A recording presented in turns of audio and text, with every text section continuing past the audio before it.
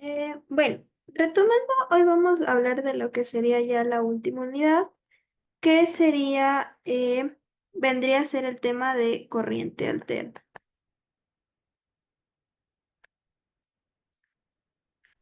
Ya, entonces, nosotros, todo este tiempo que estuvimos viendo la parte de electricidad y el magnetismo también, estuvimos hablando sobre todo en corriente continua. ¿Esto qué quiere decir? Que nosotros, por ejemplo, teníamos un circuito donde teníamos nuestra fuente, una resistencia y cerrábamos el circuito. En este caso, sabíamos que nuestra corriente iba a ir en esta dirección y realmente nuestra corriente no variaba. Ahora, si teníamos un inductor o un capacitor, este valor sí podría variar un poco. Sin embargo, cuando hablamos de corriente continua, nos podemos expresar en que en sí lo que pasa es que nuestra corriente no va a variar en términos de dirección. Es decir, siempre va a seguir un mismo camino, no va, si empieza a girar en sentido antihorario, pues va a seguir ese sentido, y si se queda en sentido horario, igual va a seguir ese sentido. Ahora, lo que pasa es que vamos a tener ya no solo corriente continua, sino vamos a hablar ya de corriente alterna. ¿Esto qué quiere decir? Como podrán suponer que en este caso de corriente alterna, lo que sí va a pasar es que vamos a tener una variación no solo en la magnitud, sino también en la dirección. Entonces, esto nos va a cambiar sobre todo muchas partes de los análisis. ¿Ya? Eh, Eso como primeras indicaciones. Sabemos que en este caso, cuando hablamos de corriente continua, lo que va a pasar principalmente va a ser que, ya, listo. Entonces, nosotros al saber que tenemos una variación tanto de dirección como de magnitud, podemos decir que nuestro circuito se puede decir que va a estar oscilando. Entonces, ¿qué quiero decir con esto? Nosotros nos manejamos con una fórmula, ¿no? Si queremos expresar como función, la función que utilizamos para el voltaje es esta de aquí. No, sabemos que nuestro voltaje va a variar en función del tiempo. El omega, en este caso, como hablamos de movimiento oscilatorio, vamos a recordar un poquito lo que era movimiento circular uniforme. Es decir, este omega va a ser la misma definición que tenía movimiento circular uniforme. Y este V sub 0 va a pasar a conocerse como nuestro voltaje pico. ¿Esto qué quiere decir? Nosotros, si realizamos una gráfica, ¿no? Sabemos que la función seno más o menos es así. Entonces nuestro voltaje pico va a estar aquí. Es decir, nuestro voltaje pico vendría a ser nuestro voltaje más alto. Ahora, sabemos que en este caso, cuando hablamos de corrientes alternas, vamos a tener un comportamiento sinusoidal. ¿Esto qué nos quiere decir? Como podemos ver que nuestra función va a seguir la función de lo que vendría siendo el seno, ¿no? También, si lo queremos expresar como circuito, en este caso, a las FEM solamente se las dibuja de esta manera y de aquí se las conecta. En este caso, vamos a poner un circuito con una resistencia simple. Entonces, ¿qué queremos decir? Nosotros podemos ver aquí que en este intervalo de tiempo tenemos una sección positiva. Entonces, ¿qué va a pasar? En este caso, vamos a tener esta dirección, ¿no? Más aquí, menos acá, y nuestra corriente va a girar de este sentido. Pero, por el contrario, cuando avanzamos de este lado de acá, ya vamos a tener un signo negativo. Entonces, ¿qué pasa? Nuestra corriente o nuestra dirección de la corriente se invierte.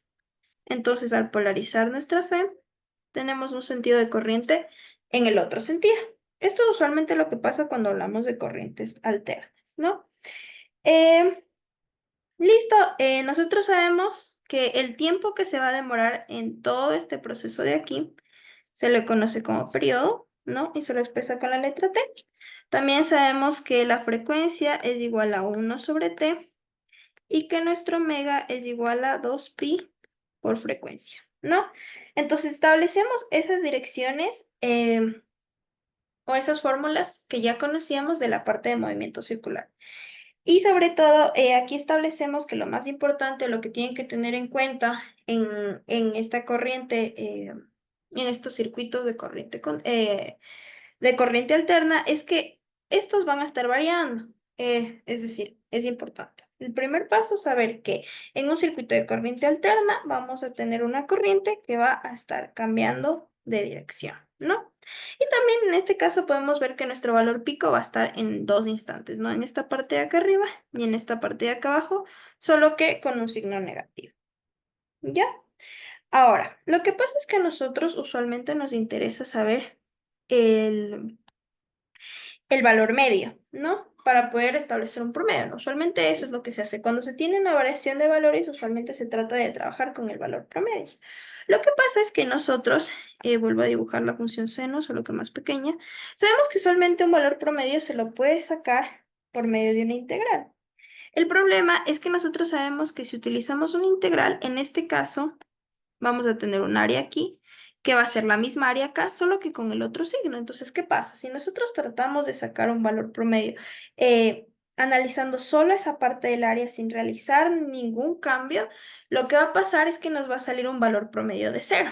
Y esto no nos va a venir a informar eh, ni a dar ninguna información ni a servirnos nada. Entonces, si yo le establezco aquí el área de la curva, lo que vendría a ser mi integral, en el caso de yo querer sacar promedio, va a venir a ser igual a cero.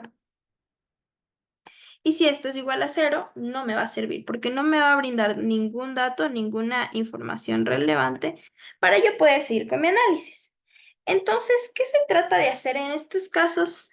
Aquí se conoce como el valor cuadrático medio o como ustedes ya lo deben conocer, RMS, que es con el que usualmente trabajamos para los análisis en esta parte de corriente alterna, ¿no? También se lo puede llamar o también se lo puede conocer como valor eficaz. Ya, entonces lo tenemos de estas distintas maneras. ¿Y qué quiere decir esto, no? Entonces, vamos a analizar. Tenemos nuestra función de nuestro voltaje, que es nuestro V sub 0, que ya establecimos que es nuestro valor pico. Esto nuestra función es seno por omega t. T obviamente el tiempo, porque sabemos que va a variar en función del tiempo. Entonces, para sacar esto, primero lo que se hace es elevar esta función al cuadrado. Entonces, ¿cómo nos queda elevado al cuadrado? Tendríamos b sub 0 al cuadrado, seno cuadrado de wt. ¿Listo? Luego a esto le intentamos sacar el promedio. Entonces, tendríamos 1 sobre t, que es nuestro periodo, una integral de 0 hasta t de b cuadrado de t, ¿no? Que es toda nuestra función de aquí elevado al cuadrado por dt. ¿Ya? Y a esto de aquí se le saca la raíz. Y esto es igual a nuestro valor de RMS, ¿no? Por sus siglas en inglés. Ahora, ustedes notarán que realmente ustedes no se saben toda esta formulación y toda esta parte de la integral y de la raíz. ¿Por qué? Toda esta parte que está dentro de la raíz, nosotros la podemos simplificar, o bueno, calculándola, sabemos que va a ser igual a 1/2. Ahorita no vamos a ir con la demostración porque realmente lo que me interesa es que ustedes aprendan toda la parte de corriente alterna, no la parte de la integración, ¿no? Entonces sabemos que todo lo que está dentro de esta raíz nos va a salir 1/2. Entonces, recapitulando, si yo me regreso y quiero sacar mi voltaje RMS, me queda igual a ¿qué? Al V sub 0, que va a multiplicar a toda esta parte que teníamos aquí en esta raíz, ¿no? A toda esta parte de aquí es a lo que va a multiplicar, ¿no? Pero justamente ahorita mencionamos que eso me queda igual a 1/2, ¿no? Entonces le multiplicaríamos por raíz de 1/2. Y esto nos terminaría quedando igual a V sub 0, que es nuestro voltaje pico, sobre raíz de 2, ¿no? Entonces, usualmente los problemas a veces nos dan el voltaje pico Entonces nosotros a partir de eso podemos sacar nuestro voltaje RMS, ya que en la mayoría de problemas se trabaja con este de aquí, con el RMS. Sin embargo, a veces también es al revés. Todo el tiempo hacemos todo nuestro análisis con el RMS y tal vez en un literal o en alguna pregunta pequeña ya del último nos preguntan nuestro voltaje, ¿no? Nuestro voltaje pico. Entonces aquí simplemente lo que hacemos es pues simplemente despejar, ¿no? Pero nos mantenemos principalmente con esa fórmula y esa vendría a ser la primera fórmula y el primer análisis que sacamos de esta parte de corriente alterna, ¿no? Entonces, ahora, vamos a ver, ¿qué más tenemos? ¿Esto qué quiere decir? Nosotros ya sabemos que vamos a tener una corriente que oscile. Entonces, ¿qué pasa cuando nuestra corriente está variando? Sabemos que se va a disipar energía, ¿no? Entonces, si mi corriente varía, voy a tener una disipación de energía.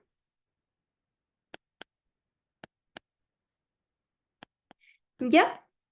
Esto obviamente en un delta tiempo, ¿no? Entonces vamos a hacer aquí una pequeña comparación para que ustedes vean de dónde sale también la fórmula y entender todo esto, ¿no? Entonces tenemos, primero vamos a dibujar, ¿no? Un circuito RMS, perdón, un circuito de corriente alterna, ¿no? Tenemos aquí nuestra resistencia, nuestro voltaje y nuestra corriente que va a variar en función del tiempo y nuestro voltaje que también varía en función del tiempo.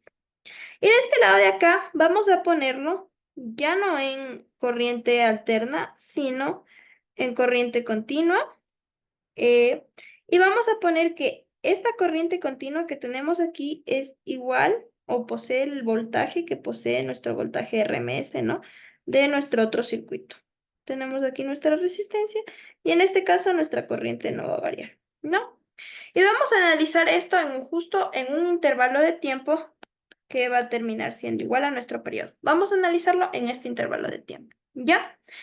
Entonces, nosotros sabemos qué pasa. Si tenemos un voltaje RMS, que es el que usualmente trabajamos, sabemos que en un mismo lapso de tiempo, en este caso vamos a trabajar con el periodo, van a disipar la misma cantidad de energía, ¿no? Esta resistencia va a disipar la misma cantidad de energía, ¿no? Porque tenemos en cuenta que es la misma resistencia. Entonces, ¿yo qué puedo saber?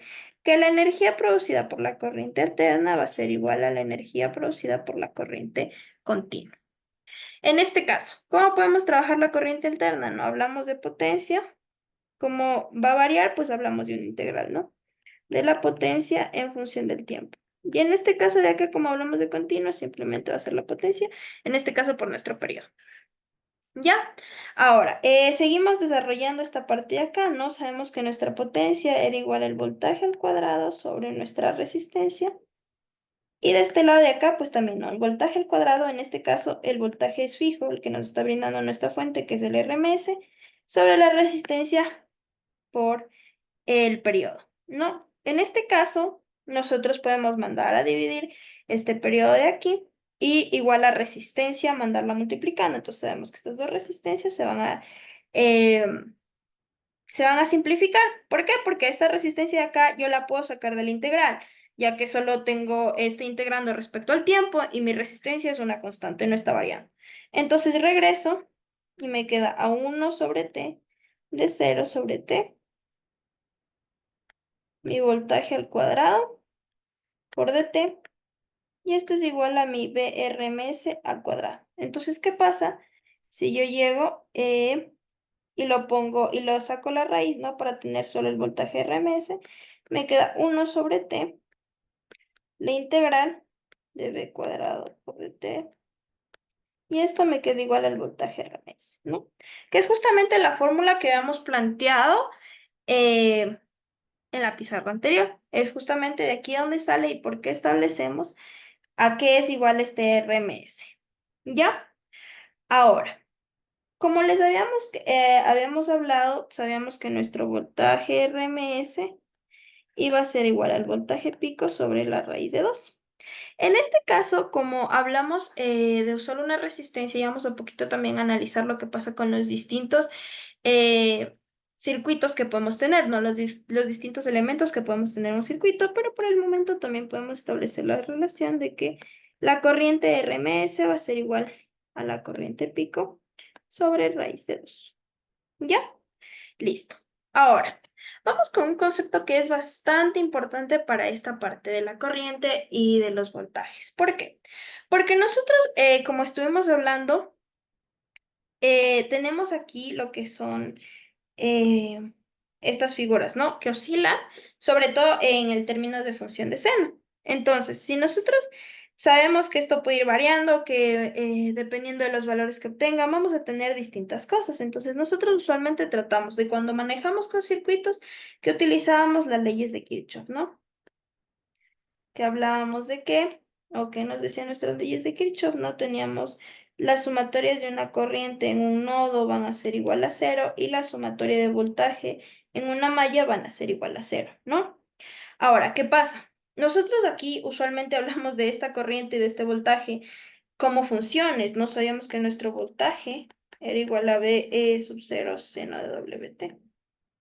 Entonces, ¿qué pasa si nosotros queremos usar la segunda ley de Kirchhoff y tenemos variación de voltaje? Antes, nosotros cuando teníamos un circuito normalito, simplemente lo que hacíamos era diferente suma de números, ¿no? De los números que teníamos ahí. Pero en este caso ya no tenemos solo números, sino tenemos una función que encima depende de seno. Entonces, al momento de sumar, realmente yo no creo que sea mucho más sencillo la parte de sumar funciones, ¿no? Porque es mucho más complicado, porque no siempre vamos a tener seno de WT. En algunos casos puede ser seno, a un lado seno WT más seno de 2WT. Entonces nosotros es mucho más complicado sumar funciones de esa manera que si nosotros utilizamos los fasores. Entonces, en este momento es donde se introduce la teoría de los fasores, que es realmente muy importante, ya que esto nos simplifica sobre todo esta parte de lo que son los cálculos para analizar las leyes de Kirchhoff, ¿no? Que son lo que también utilizamos y que ya hemos venido utilizando desde hace tiempo, ¿no? Entonces, ahora, ¿qué pasa? Si yo hablo primero de la definición escrita de lo que serían los fasores, primero, ¿un fasor qué es? Hablamos de un vector, ¿no? Nosotros ya conocemos el término de vector, tienen dirección, tienen magnitud. En este caso, son vectores giratorios. Son vectores giratorios, sin embargo, sabemos que tienen fijo uno de sus extremos.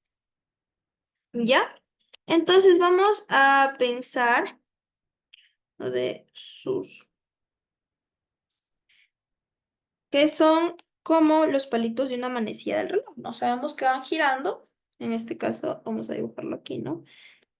Sabemos que van girando, primero va así, un reloj va así, luego va así, luego va así, ¿no? Entonces, en este caso, un fasor nos vendría a ser exactamente lo mismo que podría ser un palito de las manecillas del reloj, solo que en este caso los fasores giran en sentido antihorario, ¿ya? Es decir, en contra de las manecillas del reloj, ¿ya? Entonces, esto nos ayuda mucho y nos facilita mucho esta parte. ¿Por qué? Porque nosotros sí sabemos lo que vendría a ser la suma y resta de vectores, lo cual nos facilita al momento de hablar de las leyes de Kirchhoff, sobre todo porque tenemos sumatorias. Ahora, listo, tenemos esta definición de lo que serían los fasores. Sin embargo, también necesitamos saber, ok, ya sabemos que son vectores, pero de dónde salen, cómo son, qué diferencias tienen, ¿no? Primero, nosotros podemos saber que vamos a tener, en este caso voy a dibujar de azul, vamos a decir que esta es el fasor de la corriente y vamos a poner este de acá y vamos a poner en este caso que este es el del voltaje, ¿ya? Vamos a analizar después la diferencia que suceden en cada circuito, ¿no? En este caso que los dos tienen la misma dirección, se podría decir que es un circuito simplemente resistivo, pero eso luego ya lo vamos a ir analizando poco a poco con cada variación que tienen los distintos fasores en cada circuito. Lo que sí podemos saber es que estos se van a mover en sentido antihorario dependiendo de cómo se muevan, ¿no? Vamos a tener igual nuestra gráfica del voltaje, ¿no? Que es en función del seno. Entonces, mientras esto se mueva, los fasores también se van a ir moviendo, ¿no? Entonces, en cierto instante de tiempo, ya no vamos a tener a ese fasor ahí, sino puede ser que esté de esta parte de acá o que esté ya de esta parte de acá, ¿no? Entonces, ¿qué podemos saber? Nosotros sabemos que en este caso, sabemos que si hablamos hablemos solo de la parte del voltaje, olvidémonos de la corriente. Si nosotros en este caso tenemos componentes, no sabemos que vamos a tener una componente aquí. Y usualmente en estos casos se utiliza más la componente horizontal. Este valor de la componente horizontal va a ser igual al valor que me está indicando aquí el momento de oscilación. Yo qué sé, en el tiempo de 3 segundos, digamos, que está por aquí. Entonces yo sé que este valor de aquí, yo que sé, va a ser 2. Entonces este vector de aquí va a tener una magnitud de 2. ¿Ya? Obviamente en esos casos, no cuando hablamos de aquí.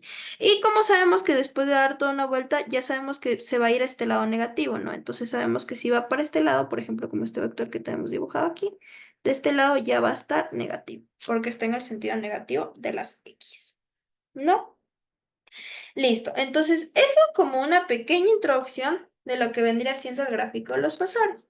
Sin embargo, es muy importante la parte de analizar no solo esto, sino las direcciones. Y ya vamos a ir viendo, analizando cada circuito que tengamos, eh, porque depende mucho de los elementos que se encuentran presentes en los circuitos para saber cómo van a variar nuestros fasores.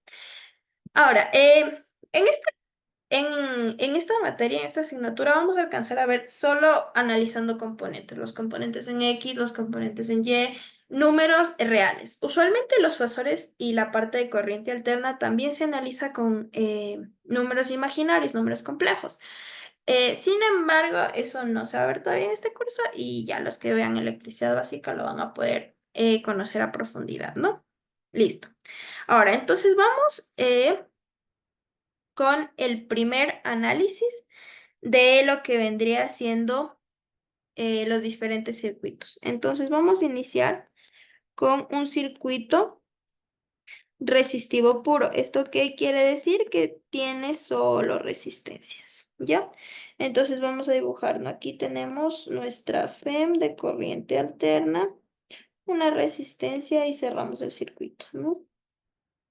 Listo, eso tenemos. Ya habíamos definido que íbamos a tener aquí nuestra función del voltaje que iba a ser igual a B sub 0 seno de omega t. Ya nos manejamos con esto. Listo. Ahora, nosotros sabemos, o cuando nosotros analizábamos solo corriente continua, que nos manejábamos con la famosa ley de Ohm. En este caso, a pesar de manejarnos con corriente alterna, también seguimos teniendo estas leyes. Solo que obviamente en estos casos varían un poco. ¿Por qué? Porque antes nosotros, cuando teníamos corriente continua, hablábamos solo de números, no de funciones. Estos números no me variaban con el tiempo, pero ahora ya lo hacen. Entonces, ¿qué pasa? Yo ya no tengo una corriente constante si yo no tengo una función que me va a variar respecto al tiempo. Y que me decía la ley de Ohm que la corriente es igual al voltaje sobre la resistencia. Ya, entonces yo aquí reemplazo la función y divido para la resistencia. ¿Ya? Entonces, ¿qué pasa? Yo en este caso estoy viendo algo. Simplemente yo tengo la misma función, ¿no? Recordemos que lo que me está variando es el tiempo, no es súper importante, lo voy a escribir con rojo porque eso siempre se confunde respecto a qué varía. Me varía el tiempo. El tiempo es lo que me varía, ¿ok? Entonces, como me varía el tiempo, realmente la función que me está variando es esto de aquí. Recordemos que mi B sub 0 es realmente el valor pico. Entonces es mi valor máximo. Este valor máximo no va a variar a menos que yo cambie el circuito. Pero de ahí lo que sí me va a variar es esta parte de la función del seno. Entonces, nosotros que sabemos de aquí que lo que me está variando es esto, entonces yo puedo saber que ahora voy a tener una distinta constante que va a ser B sub 0 sobre R. Es decir, si yo vuelvo a escribir la función de mi corriente de esta manera, yo puedo ver algo. Analicemos algo. Tratemos de encontrar una relación. Vamos a comparar esta partecita de aquí del voltaje respecto a la corriente. Entonces, ¿qué podemos ver? Comparemos. Bueno, tenemos función del voltaje respecto al tiempo, función de corriente respecto al tiempo. Listo. Hasta ahí igual, prácticamente. No solo cambia el nombre de las funciones. ¿Qué tengo lo que me varía? Seno de omega t. Eso me está variando, esa es mi función. Listo. Aquí que tengo seno de omega t. Es exactamente la misma función. Entonces, si yo la grafico, ¿qué voy a obtener? Voy a tener esto de aquí. Y esta va a ser mi función seno, ¿no? Digamos, esto va a ser el voltaje. Y ahora para la corriente lo voy a dibujar en verde. Va a ser esto de aquí. Bueno, lo dibujo a mí. Ya. Va a ser esto de aquí. Es decir, va a tener una amplitud más pequeña. ¿Por qué? Porque si nosotros recordamos toda esta definición de cómo se dibujaban las funciones, lo que me daba la amplitud era el número que acompañaba al seno. En este caso, para el voltaje teníamos nuestro voltaje pico. Para nuestra corriente vamos a tener también una corriente pico, ¿no? Que va a ser este valor de aquí, lo que vendría a ser nuestra amplitud.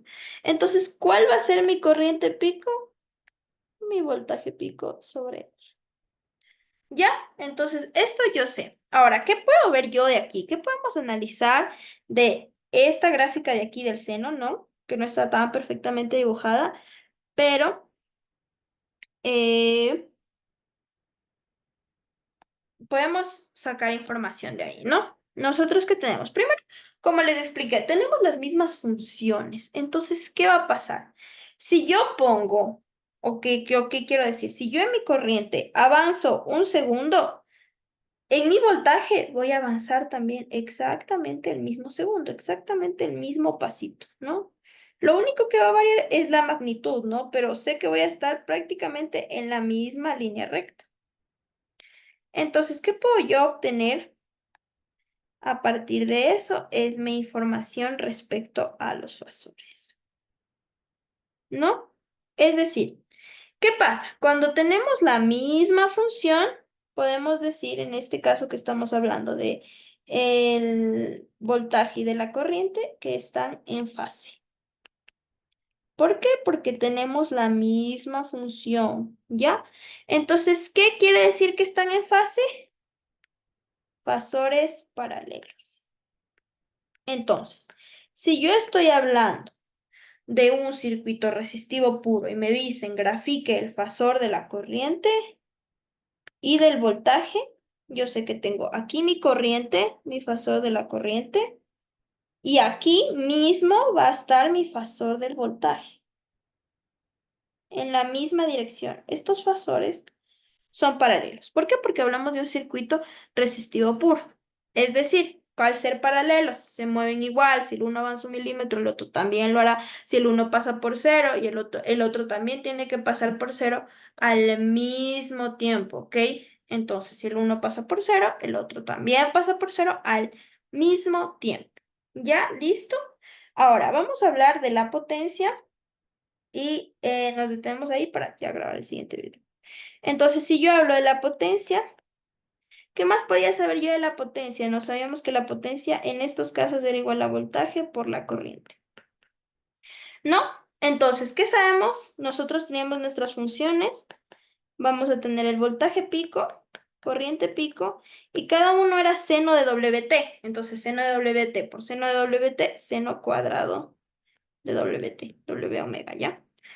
Ahora, vamos a tratar de integrar, ¿no? ¿Por qué? Porque quiero sacar mi potencia promedio, ¿no? Mi potencia promedio. En este caso sí puedo sacar, ¿qué habíamos hablado del anterior? Hace ratito habíamos hablado que cuando tenía mi voltaje no le podía sacar el promedio, así nomás porque tenía solo seno, entonces sabíamos que nuestra función de seno, acá tenía el mismo área, acá también, entonces se me hacía cero y no me daba información.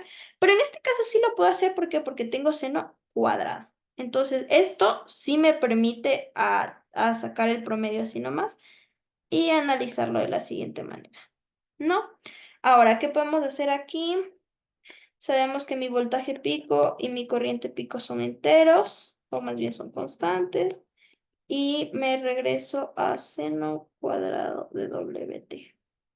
Y si recordábamos, yo les había dicho que esta integral de aquí, ¿no? Era igual a ¿qué? A un medio, ¿no? Si ustedes quieren pueden resolver la integral, pero vamos a demorar un poquito. Pero es igual a un medio. Entonces, yo qué sé que voy a tener mi potencia media mi voltaje pico, mi corriente pico. Esto va a ser dividido para 2. Y si yo quiero, puedo reescribir ese 2 como raíz de 2 por raíz de 2, ¿no? Porque eso me va a dar 2. Entonces, ¿qué quiere decir eso? Yo recuerdo que voltaje pico sobre raíz de 2 era mi voltaje RMS. Y mi corriente pico sobre raíz de 2 era mi corriente RMS. Entonces, finalmente yo sé que mi potencia va a ser y mi voltaje RMS por mi corriente RMS, o si yo quiero mi voltaje pico por mi corriente pico sobre 2, ¿no? Esto obviamente dependiendo de los datos que ustedes tienen. Obviamente, si ustedes están trabajando todo el tiempo con voltaje RMS y con corriente RMS, pues si les piden sacar la potencia media, se van directo con esta ecuación. No se van a demorar sacando la ecuación de acá, ¿no? Que sabemos que pueden despegarla, pero se van a demorar para llegar al mismo resultado, ¿no? Entonces, estas son todas las fórmulas que podemos obtener y todo el análisis que podemos hacer con un circuito resistivo simple con corriente alterna, ¿no? Sabes que realmente no es muy difícil, lo que sí tienen que ir es entendiendo más o menos cómo funciona cada fasor. En este caso, el resistivo puro simplemente son paralelos, ¿ya? Eso sí son cosas que se tienen que ir memorizando, ir aprendiendo e igual las fórmulas, estoy tratando de mostrarlas para que ustedes tengan un poquito de mejor idea de de dónde salen, ¿ya?